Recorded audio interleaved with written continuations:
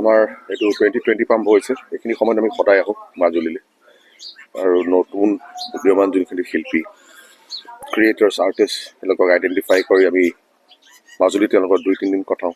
আদিলদা আহে, পাপনু আহে, মই।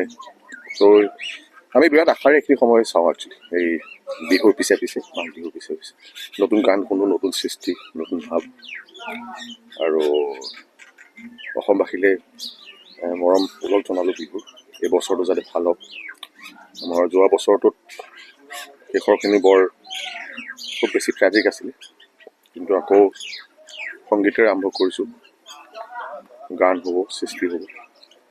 তাকে ভাবোঁ আমি লাহেকৈ যাতে আমি অলপ পোহৰৰ ফালে চাওঁ, সকলোৰে শান্তিত থাকে, মৰমত থাকে।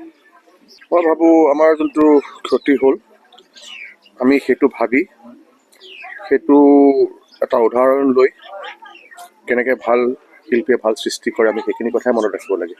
মোক এদিন কোনোবাই সুধিছে, আমি দিল্লীত আমি এটা কনভাৰ্চেশ্যনত মোক উৎপল দাই সুধিছে যে লেগেচিটো কেনেকৈ লৈ যাব লাগে মানুহৰ লেগেচি। ভূপেন হাজৰিকাৰ কথা, আজি জুবিনৰ লেগেচিটো অকল গানকেইটা নোটে নোটে গাই দিলে নহয়। সেই চিন্তাখিনি ভাল চিন্তাখিনি আগলৈ লৈ যোৱাটোৱে লেগেচি। গানটোৰ নিজৰ ইণ্টাৰপ্ৰিটেশ্যন থাকে, কিন্তু ভাল চিন্তাখিনি যাতে আমি লৈ যাওঁ। যেনেকৈ জুবিনে যেনেকৈ গছ ৰুইছিলে, কথা কৈছিলে, চিনেমা এখনত যেনেকৈ কৈছে যে ফুল পাৰিলে ফুলো ছিঙিব নালাগে, গছে দুখ পায় বা হেৰি। সেই মৰমটো যাতে আমি আগলৈ লৈ যাওঁ। সেই মই ভাবোঁ লেগেচি সেইটো। জুবিনৰ গানখিনি নতুন নতুন আগত লেগেচি নহয়, সেইটো মানুহৰ ইণ্টাৰপ্ৰিটেশ্যন থাকিব। মই ভাবোঁ এইটো দেই, মোৰ ব্যক্তিগত হেৰি। কিন্তু মানুহে তেওঁৰ যিখিনি কাম কৰিছিলে, যেনেকৈ মৰম কৰিছিলে, যেনেকৈ সহায় কৰিছিলে, সেইটোহে লেগেচি। মই আশা কৰোঁ অসমলৈ আৰু অসমবাসীৰ মাজলৈ শান্তি ঘূৰি আহক আৰু জুবিন আত্মাই শান্তি পাওক। আৰু মানে এনেকৈ ক'ম বুলিও বা ভাবিম বুলিও ভবা নাছিলোঁ কেতিয়াও, মানে কোৱাৰো অভ্যাস হোৱা নাই কি ভাবোঁ বুলি।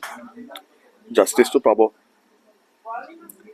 যিসকল ইৰেছপনচিবল আছিলে তেওঁলোকতো ধৰি থৈছে, আৰু যোনটো ইৰেছপনচিবিলিটিৰ কাৰণে যেনেকুৱা ধৰণৰ মানুহ মানে মই ভাবোঁ সেইখিনি সোনকালে হ'ব।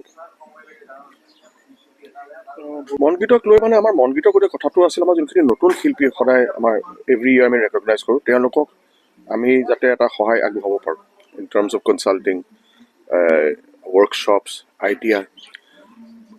মোৰ পাৰ্চনেলি সেইটোৱে মোৰ কাৰণে আটাইতকৈ ইম্পৰ্টেণ্ট যে আমি ঘূৰি আহোঁ, এভৰি ইয়াৰ আমি নতুনখিনিৰ লগত কথা পাতোঁ, কেনেকৈ আগবাঢ়ি যাব লাগে।